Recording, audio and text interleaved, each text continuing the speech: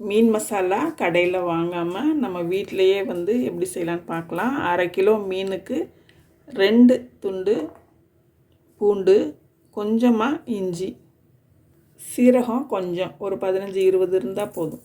மிளகும் ரொம்ப கொஞ்சமாக, ஏன்னா 1/2 கிலோ மீன் தான் எடுத்திருக்கோம். ஒரு 7 மிளகு தான் இதில் இருக்கும்.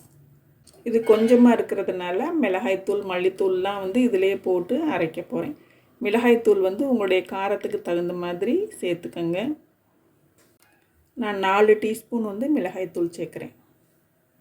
மல்லித்தூள் 1/4 டீஸ்பூன், உப்பு தேவையான அளவு, கார்ன்ஃப்ளவர். மிளகாய்த்தூள் எந்த அளவுக்கு சேர்த்தோமோ அதில் 4ல் 1 பங்கு மட்டும் கார்ன்ஃப்ளவர் சேர்க்கணும்.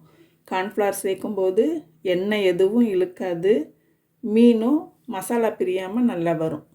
மஞ்சள் தூள் 1/4 டீஸ்பூன். கொஞ்சமாக தண்ணீர் சேர்த்து கெட்டியாக அரைச்செடுத்து, மசாலா அரைச்செடுத்தாச்சு.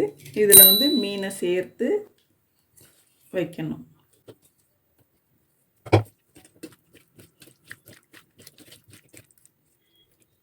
மீன் 1/2 மணி நேரம் இந்த மசாலாலே வந்து ஊறணும். எண்ணெய் காஞ்சிருக்கு, ஒன்றா பொரிச்சு எடுத்துக்கலாம்.